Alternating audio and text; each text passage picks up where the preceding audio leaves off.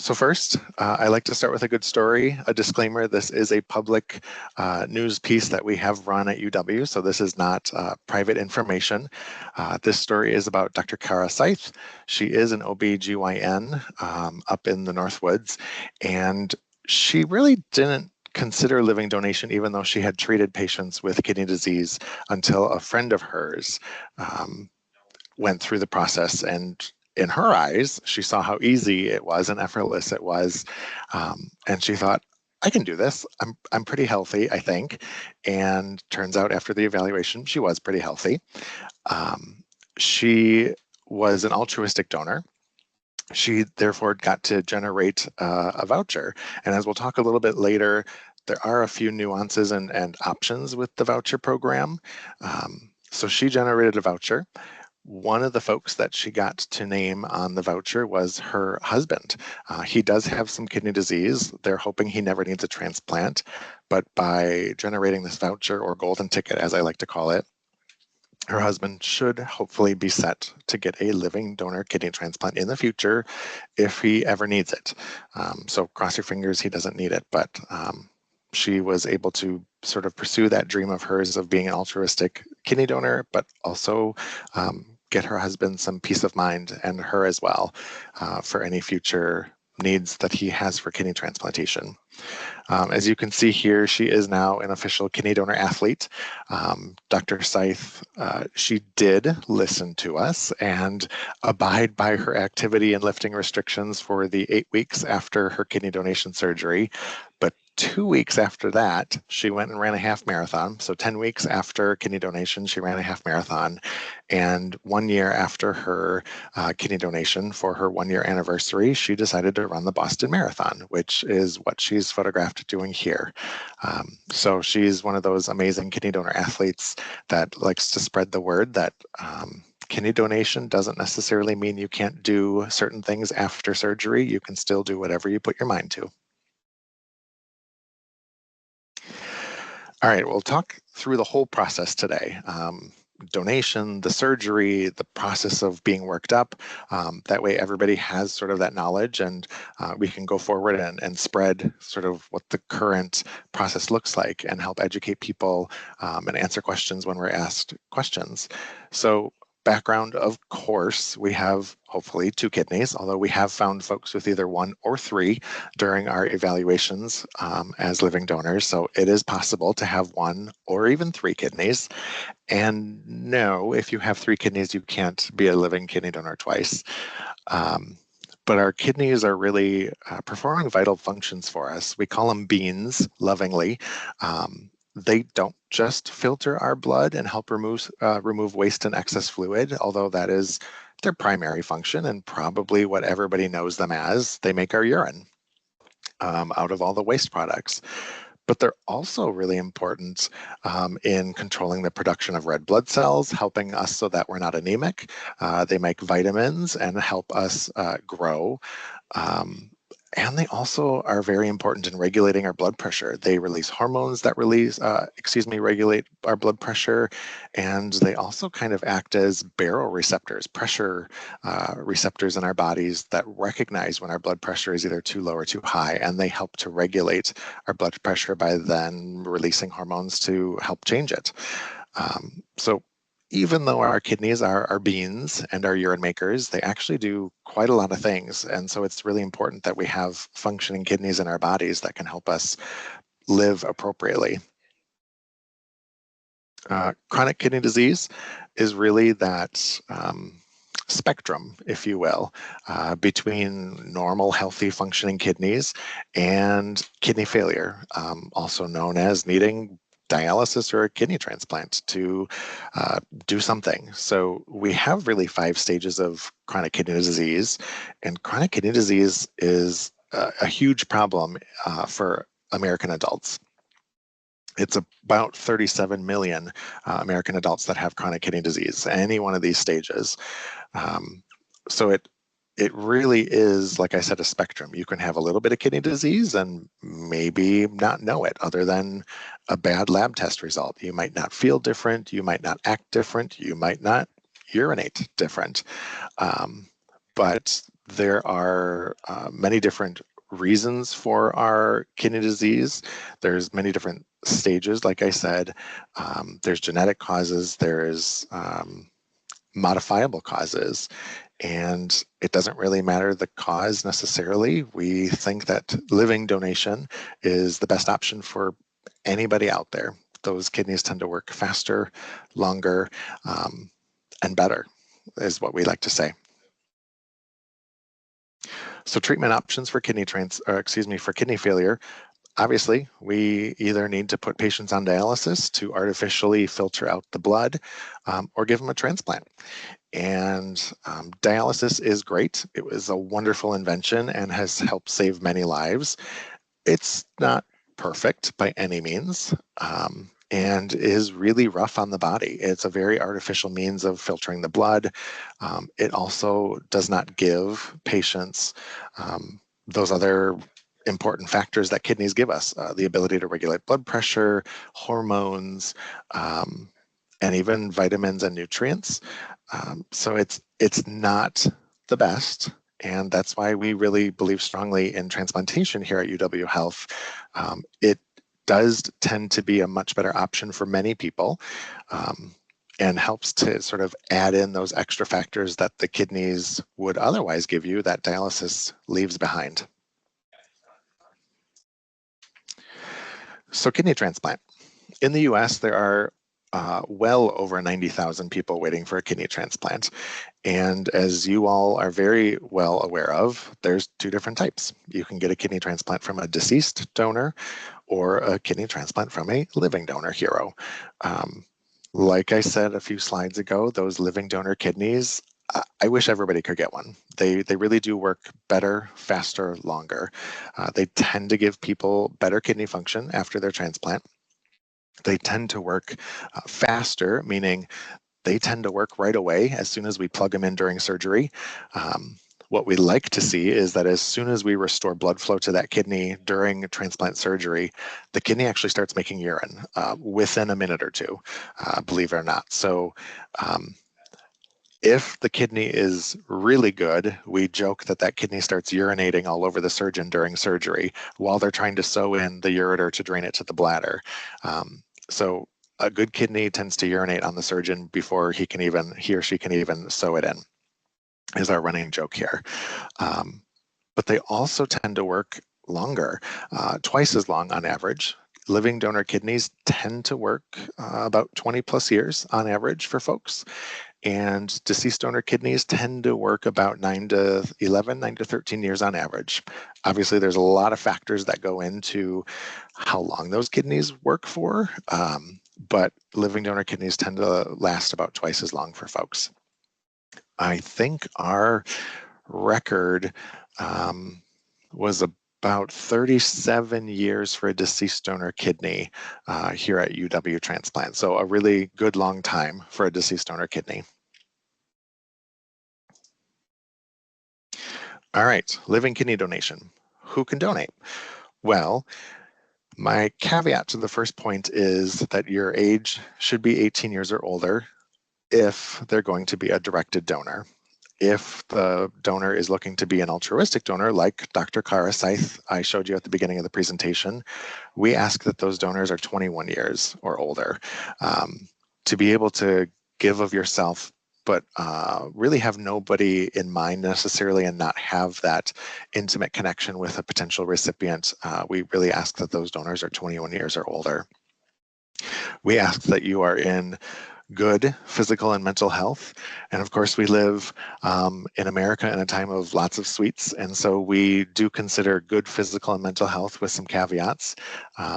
But really, with the advent of paired kidney exchange and those vouchers that we'll talk about, the ability to donate on behalf of somebody and have your kidneys swapped all over the country, we really just say people need to be healthy enough and willing enough to donate. The match doesn't matter. We will make the magic happen with paired kidney exchange, and we can usually find an excellent kidney donor and recipient if you're willing. So, of course, those kidney donor candidates do need to come into our transplant center and undergo a full and complete evaluation, the best physical of your life, as we like to say at UW. Whether you like it or not, we're probably going to find a few things, and that's to be expected. So that is a full day evaluation, but we'll talk about that in just a second.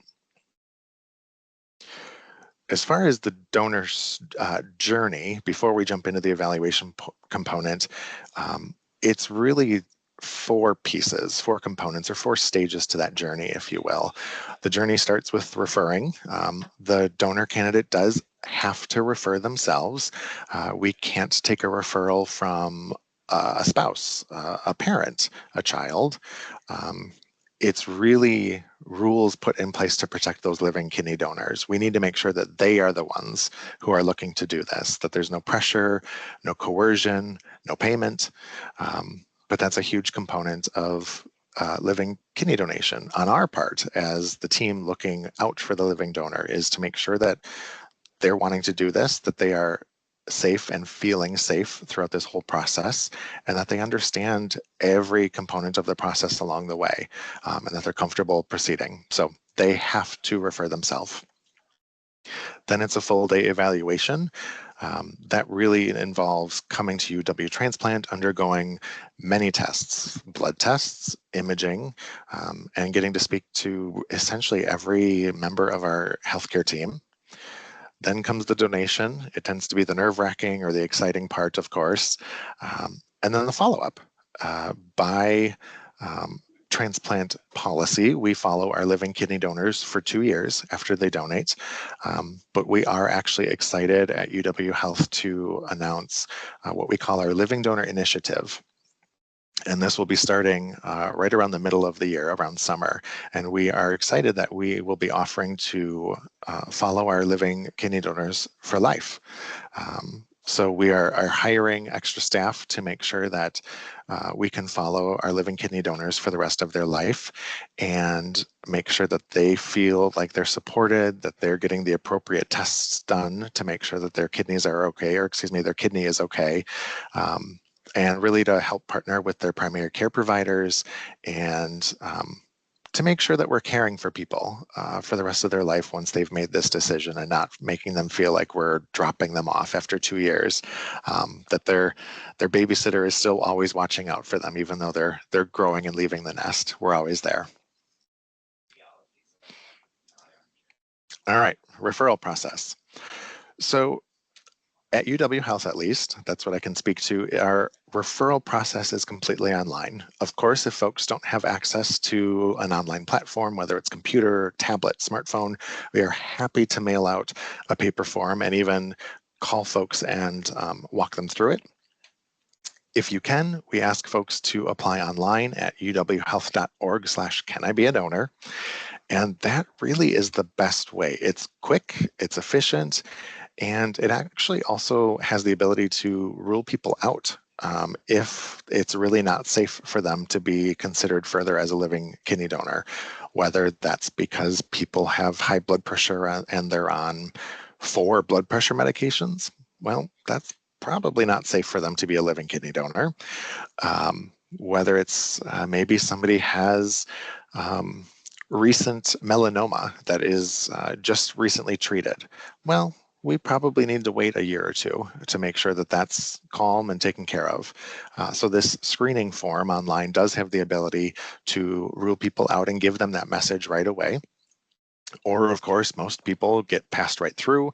It lets us receive all of their information, their demographic information. They fill out their medical, surgical histories, their family history, and it really lets us hit the ground running when we start to pre-screen, triage, and look at our living donor candidates. We have all that information at our fingertips already. Our referral tool, we call it DASH. It's the Donor Application and Screening Health History Form, also known as DASH. It's through the National Kidney Registry, which we'll talk about in a little bit once we talk about those voucher programs and kidney exchange. They are the largest kidney exchange program in the country, and we do participate in them for all of our kidney exchanges. And we do tend to be one of the top two programs that participate in the National Kidney Registry. We are sending kidneys and receiving kidneys from all over the country almost every day of the week. And they're the ones who help us build this platform and put it on for us. So once a donor candidate has submitted their application or their intent to want to donate, or at least receive more information, the next step, really by policy, is they really have to speak to one of our independent living donor advocates. Now, these folks are exactly what their title says. They are independent of the transplant center, and they are there solely to advocate for the living donor. They make sure that they are comfortable with what exactly they're looking to get themselves into. They want to make sure that they are not being coerced or pressured or paid for donating a kidney. And they make sure that they understand sort of every step along the way, what it's going to look like. They make sure they understand informed consent. And they are sort of that pre-screening to make sure that they don't see any red flags. So again, they are independent of the transplant center, but they give us the green light, if you will, once they've done their pre-screen to say, yep, I think this person is acceptable from our perspective, meaning I don't see any pressure, coercion. I think they understand it. I think they're motivated. And then they send them back to us and say, they're ready for you to work them up as a living kidney donor. Now, at least at UW Health, we do contract out our ILDA, or Independent Living Donor Advocate services, with a wonderful company called The Living Bank. They're a not-for-profit based out of Houston, Texas. So it's always a little caveat that we want our living donor candidates who do submit referrals to understand is that you will probably see a phone call coming from Houston, Texas, and you're going to think this is just spam. Please answer that phone call, because that is the living donor advocate wanting to make sure that you are okay, understanding what you're looking to get yourself into, and giving us the green light to go ahead. So a few people tend to get hung up in this phase just because they don't want to answer a phone call from Houston, Texas. And I can't necessarily blame them these days, but that is a purposeful phone call. Once we get the green light from the ILDA, that's when our team really starts getting into action. They get assigned a donor coordinator, one of our registered nurses who has advanced training in transplantation, usually is certified as a board certified transplant coordinator, and they send out an educational email. This is also important as this email tends to have a lot of educational information, what the process looks like, even the surgery, the recovery process. And we try to give donor candidates a lot of information up front so that they can digest it early on. They can also understand what it is that they're looking to get themselves into. Believe it or not, we've had a few folks come in thinking that it's just a blood draw to donate a kidney. And when they find out that it is a major surgery, they're really taken aback. So we try to educate folks a lot up front. That way, everybody understands what they're looking to get themselves into.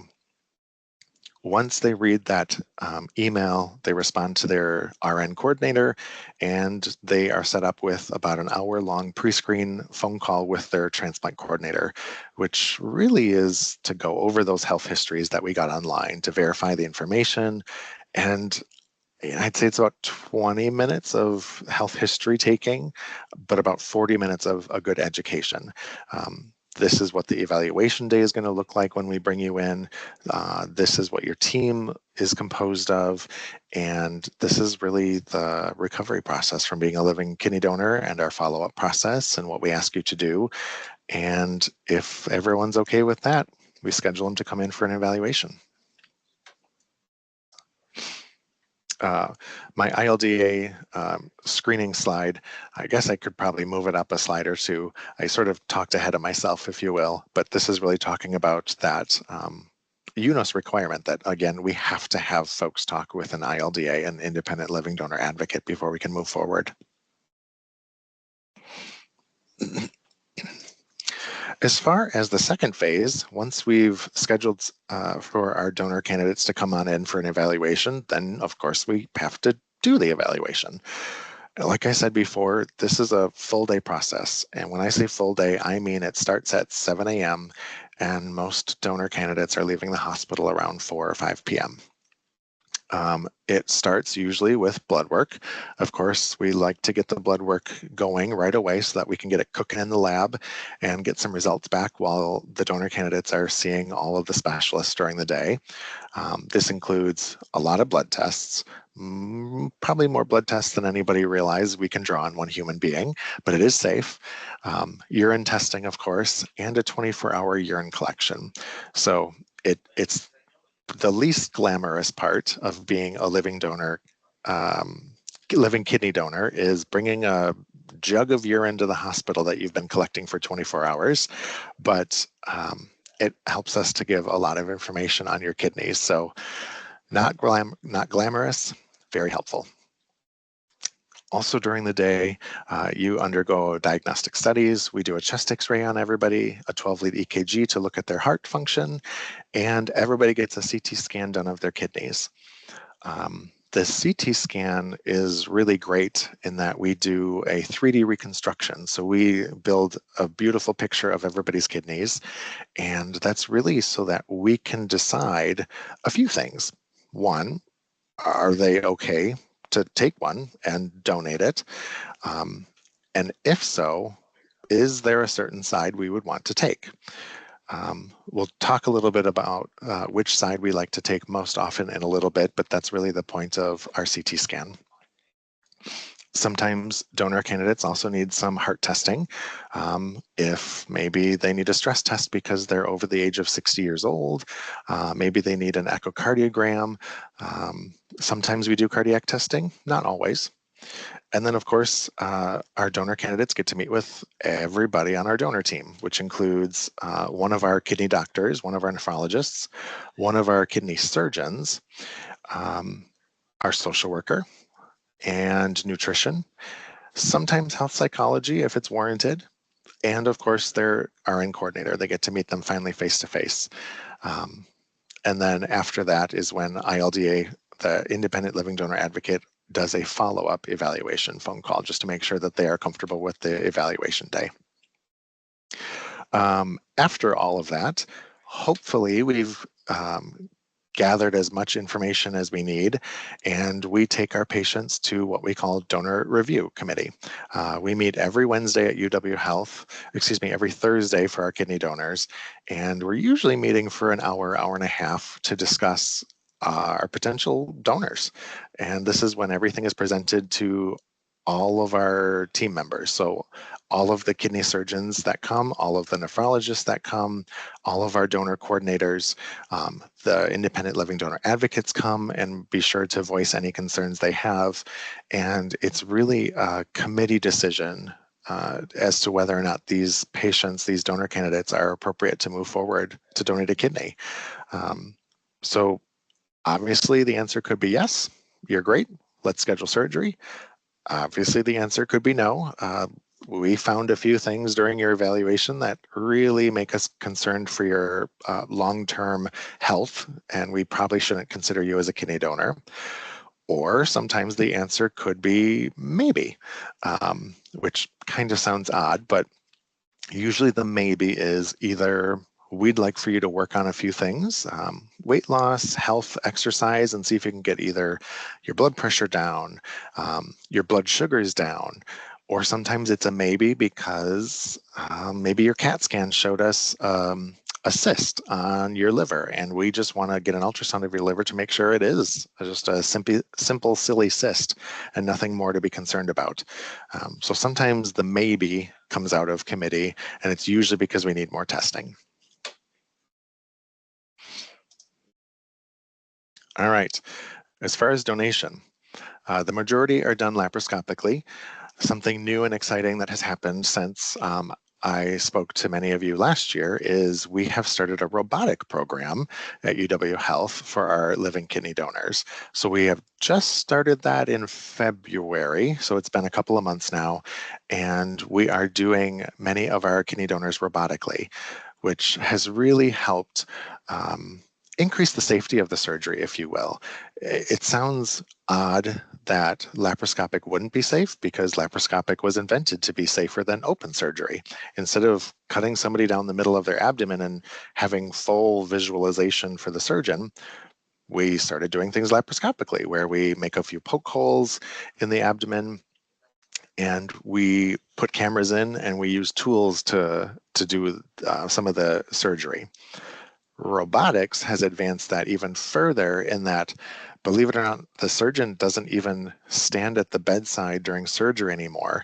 The robot's arms and little tools are put into those poke holes, similar like a laparoscopic surgery. But then the surgeon is sitting at the robot console off to the side of the bed during surgery, and they're controlling the robot from the side. This really helps in many ways, believe it or not. The surgeon gets to be a little bit more comfortable, which sounds odd, but I would want my surgeon to be very comfortable during any surgery that I have.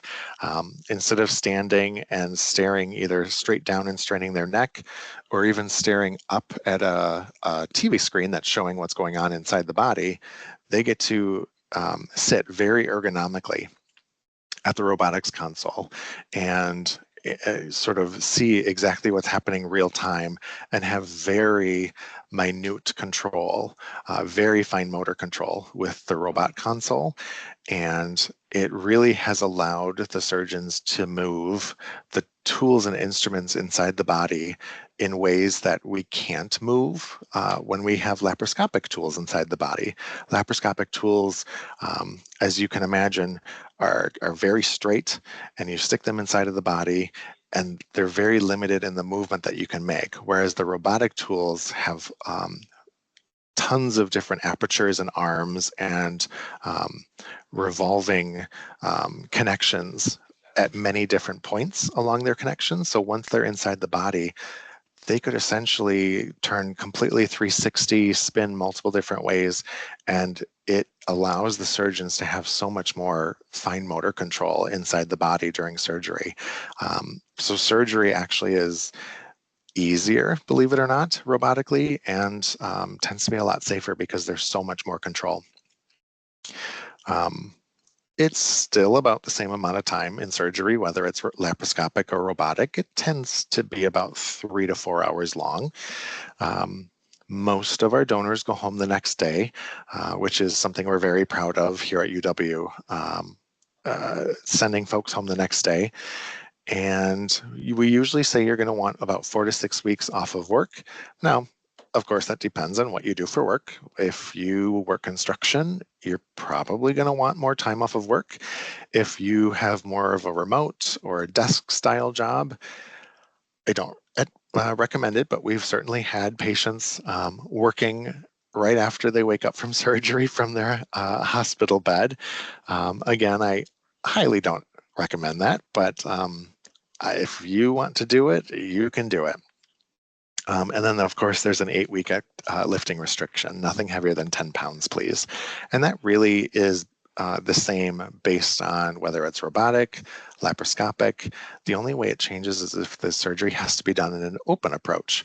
And that happens about less than 1% of the time. It's pretty rare that the surgeon has to convert to an open procedure. That would happen maybe if we're losing a little more blood than we'd like to see and we want to gain control quickly. Maybe with the laparoscopic approach, it might have happened because they couldn't have as much control as they really needed to. And maybe somebody's adrenal gland was the size of an elephant instead of the size of a hand that they thought it would be. So the robotic approach has really allowed folks to maintain that minimally invasive approach and not have to be converted to an open. Once they're discharged, though, we like to see them back in clinic about 1 month after their donation. This is, of course, to check their incisions, but also to check on the donor. how are their energy levels? How is their appetite? And of course, how are their blood tests? How is their kidney function? Most kidney donors will lose about 50% of their kidney function immediately, which shouldn't be a surprise. We're taking 50% of your kidneys away. Long term, however, we really do see that that kidney tends to grow a little bit and take over the workload of that missing friend. And that kidney tends to grow about 25%. You know, it won't be this big Hulk kidney inside of the body. It won't be anything crazy like that, but it will grow a little bit. And we do tend to see, like I said, that donors end up with about 75% of their pre-donation kidney function. So even though they lose 50% right away, kidneys can do some remarkable things and take over and grow a little bit. As far as follow-up, like I said earlier, it is a UNOS requirement that transplant centers follow their donors for 2 years, and this is really based on 3 time points: 6 months, 1 year, and 2 years. Those windows have 2 months, give or take, before and after, so it's really a 4 to 8 month follow-up time point, a 10 to 14 month follow-up time point, and a 22 to 26 month time point to follow up. That is involving some questions. How are they feeling? Have they lost a job because they were a kidney donor? Have they lost healthcare insurance coverage because they were a kidney donor? Things that are important to keep an eye on and make sure that they are okay and well cared for. Have they had any complications that they're aware of because of being a kidney donor? And of course, we ask them to get blood tests. We want to make sure that their kidneys function still looks good. We want to make sure that there's the kidney's still doing what it should be doing. Of course, that's also changing. Like I said, this summer we'll roll out our Living Donor Initiative, where we will offer to follow our living donors for the rest of their life. So we're very excited to get that going and not only care for the donors for the rest of their life, but also in an attempt to gather more data. There's not a lot of long-term data on living kidney donors. And so we really are interested to sort of get that data and challenge some of the assumptions we all have about living donors long-term and see if we're right, see if we're wrong. But really, most importantly, it's about making sure that we offer to care for folks for the rest of their life because they chose to be a hero.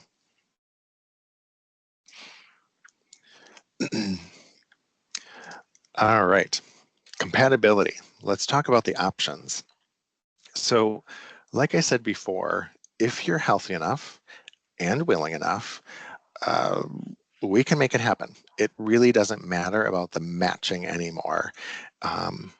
So reasons why we would want to consider maybe not having that kidney donor donate directly to their intended recipient. Let's say mom and son come in. Mom needs a kidney transplant and son really wants to be a kidney donor. Reasons why we would consider or encourage the son to not donate directly to mom would be something like age. You know, that son is probably 2, maybe 3 or 4 decades younger than the mother. Is there a better age match that we could either give to the mom, but also give that son's kidney to a better age match? Or is it a size issue? Mom and son probably are not the same size. Females do tend to have smaller kidneys than males. Everybody's kidney is about the size of their fist if you ball it up.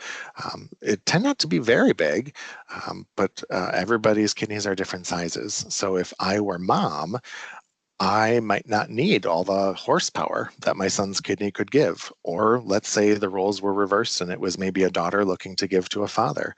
Maybe the daughter's kidney isn't enough horsepower, if you will, to give to the father. Maybe the father needs a bigger person's kidney to really get the most bang for the buck from kidney transplantation. So maybe it's a size issue that we need to look at giving them into the swap exchange program. Or maybe it's an anatomy issue. Maybe the recipient has bad peripheral vascular disease. Maybe they're diabetic and we have one shot at making a transplant work, and the donor might have 3 arteries from their kidney. I would hope that a kidney donor would have 1 artery. That's pretty standard, but we all have different anatomies. So let's say the donor has 3 arteries. It might be risky to implant 3 arteries onto that recipient who has diabetes with bad peripheral vascular disease. And in order to make sort of the best chances work, maybe we want to find a donor who has 1 artery, so it's a less risky surgery for the recipient. So maybe that's a reason why we want to put people into the swap exchange program. Or of course, timing. Let's say it's a mother and a daughter, or excuse me, a mother and a son, like we talked about originally, and they live together and they are each other's support people. Well, it's probably not a great idea for them to undergo surgery at the same time and have to have 2 people under the knife. So some folks decide to pursue advanced donation with the donor. Therefore, the donor can proceed with donation on their timeline. The recipient can be there and help them recover from their surgery. And then once they're recovered, the recipient goes ahead and gets the transplantation, but that donor is recovered and able to help their recipient recover from their surgery. So timing is also a factor. And of course, the last one, sensitivity, really that match. Maybe the match isn't good enough to consider going directly to that intended recipient. So maybe just because of the match alone, we have to consider putting people into the paired kidney exchange. So when we talk about putting folks into paired kidney exchange, there's even more options there. There's options galore.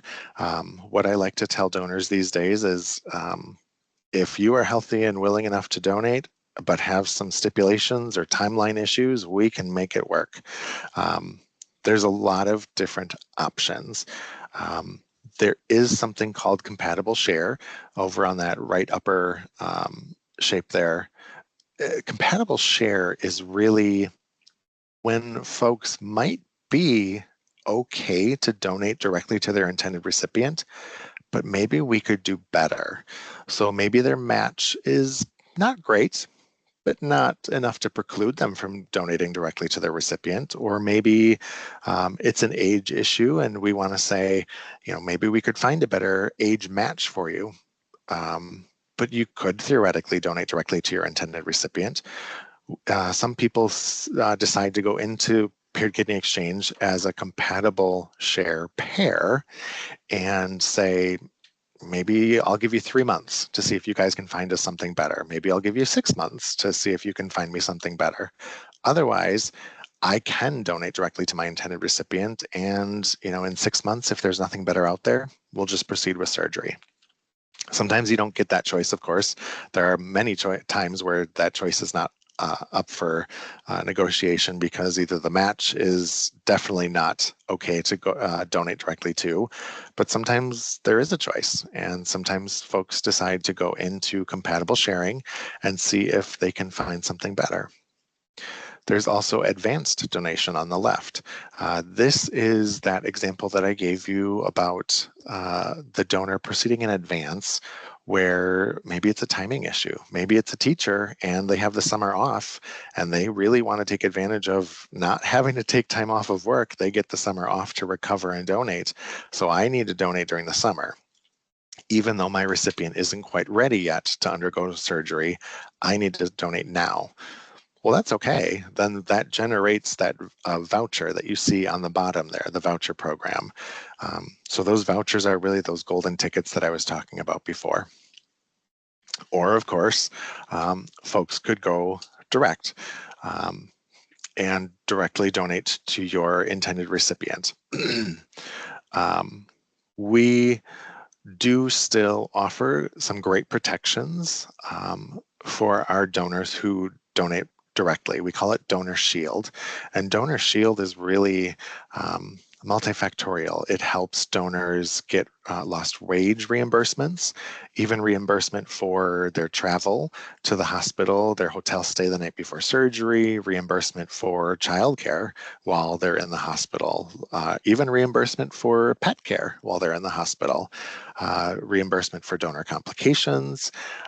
So it's a really great product that we take advantage of called Donor Shield, and even our directed donors are able to take advantage of that. We did talk about direct donation. Again, this is, believe it or not, becoming a less popular option.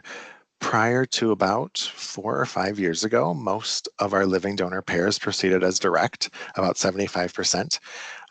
And right around the time of COVID, when I'm looking at our data, and I think that's just a coincidence. I don't think there was anything COVID had an effect on paired kidney exchange, but it was around the time of COVID that hit that most of our donors now proceed through the paired kidney exchange program about 80% of the time. So it has become much more common that folks are proceeding through the swap exchange versus donating directly to their recipient. Paired kidney exchange. We talked about this already. Compatible share. Also talked about this. Sometimes people want to see if there's something better, even though they could theoretically donate directly to. All right, the voucher. So it used to be that there were 2 vouchers, family and standard. The family voucher is really for those altruistic or humanitarian donors who want to just give of themselves and do something good for somebody else. But now they get to take advantage of the voucher program, this golden ticket. They get to name up to 5 family members. And when I say family members, I do not mean blood relation. I really mean 5 individuals of their choosing. This could be family, friends, people they found on social media who might be in need of a kidney transplant someday. Really, they can name up to 5 people who could cash in this golden ticket that they're generating someday. Now, of course, only one person can cash in that golden ticket, so not all 5 people get to take it. But it really does, like Dr. Kara Seith at the very beginning of my presentation, give people peace of mind. I want to do this because I'm feeling compelled or called to do this, but maybe I have a niece who was just born last year and turns out she's having a few health issues. And I want to name her as one of my family members who could be on this voucher. So that way, if for whatever reason she needs a kidney transplant in the future, she's set and she gets to cash it in and get a living donor kidney through the paired kidney exchange program. We used to then also have the standard voucher program. Now, this is really more of that advanced donor. Think of it that way, where let's say the teacher wants to give to their spouse, but they have a definite time frame that they need to manage. So they used to generate this golden ticket, but it used to be a standard voucher on behalf of that very specific intended recipient. The recipient was well known to need a kidney transplant. It was just maybe a timing issue. So they generated that golden ticket for a very specific recipient. That has morphed into sort of the combined, what we call the new enhanced standard voucher program. So now those folks who maybe want to donate very specifically to somebody, but on their time, they will name that recipient, but they also get to name up to 5 folks, family members, if you will, who could cash that in if, for whatever reason, that intended recipient doesn't need it. So let's say somebody donates, names this intended recipient, but then they also put down 5 loved ones or individuals. In the 2 months time that it takes for the donor to recover and the recipient to be ready for transplant, maybe they got another offer, or maybe they got another kidney donor to go proceed. Well, they get to take that kidney, and now the other 5 folks have this sort of golden ticket hanging out there, kind of like the family voucher program if they ever need it. So that's something that is newer this year to really kind of combine the two. And then, of course, like we talked about before, the non-directed donors, but those are really these days taking advantage of that family voucher program. Of course, I'd be a little remiss at not mentioning remote donation. So we can do remote donation both ways. So we can either have the donor here at UW Health in Madison, but maybe their intended recipient lives in Seattle. They can come here for their full evaluation, they can come here for their surgery, and we will package the kidney up and ship it on out to their recipient in Seattle. Vice versa, we could have a donor out in Seattle and get their kidney, package it up and ship it into UW Health for one of our recipients here that they intend to donate it to.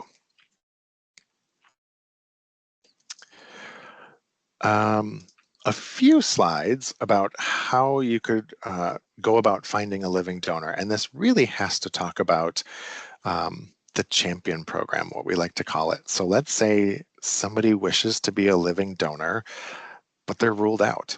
Maybe their health issues preclude them from being a living donor. It can be really jarring to kind of find out that you have this calling to want to donate to somebody, but maybe you can't for whatever reason. So the champion program is really meant to have those folks focus their energies on being that champion for their recipient. Maybe you can't be their donor, but you can help focus your energies on finding them a donor. So let the recipient focus their energy on staying healthy for transplant or trying to fight through dialysis while you focus on finding them a living donor. And we call it being a donor champion. So that's become a really important role for some people when maybe all the living donor options have been exhausted, but these donor candidates really still feel compelled to help, and they're called to really aid their recipient so they can be a champion instead.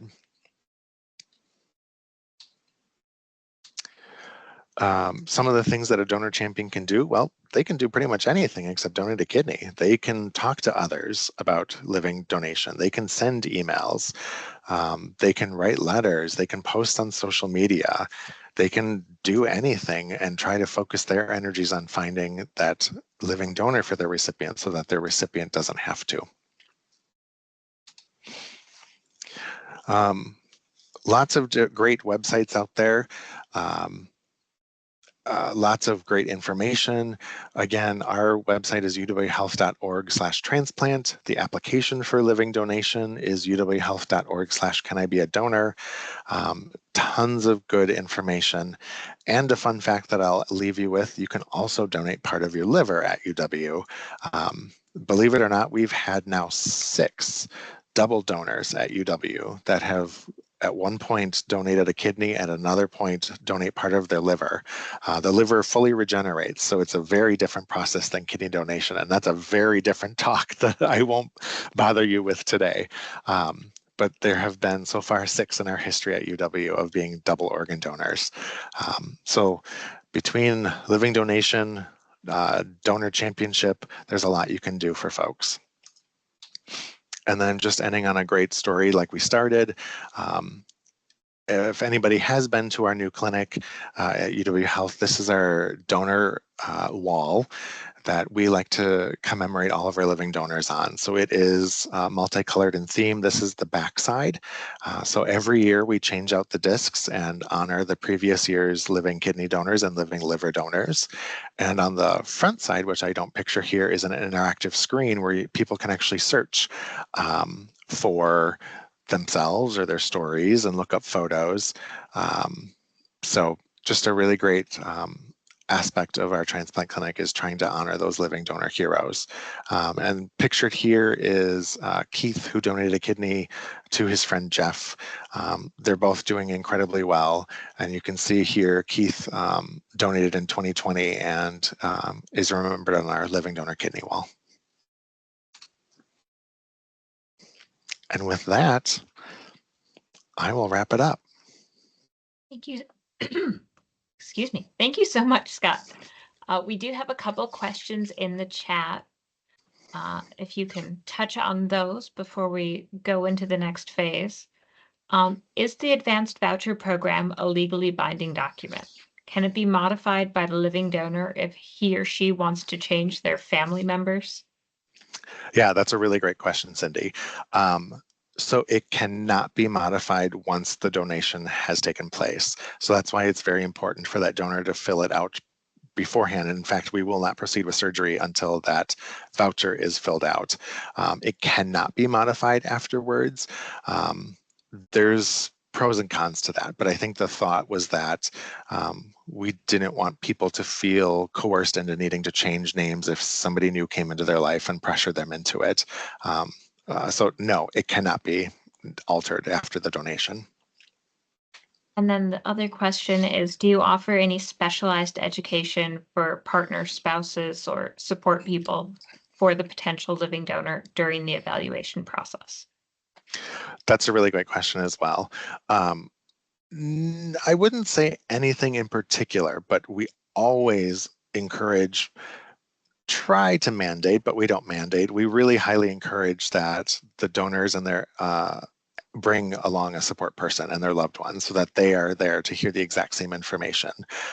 We are there educating not only the donor candidates, but also their family and friends to make sure that they are understanding what it is that their loved one is looking to get into, and they can help be there to support them through the donation process. Well, thank you so much. We are running against time, so I'm going to stop the recording and let everybody else come back on camera.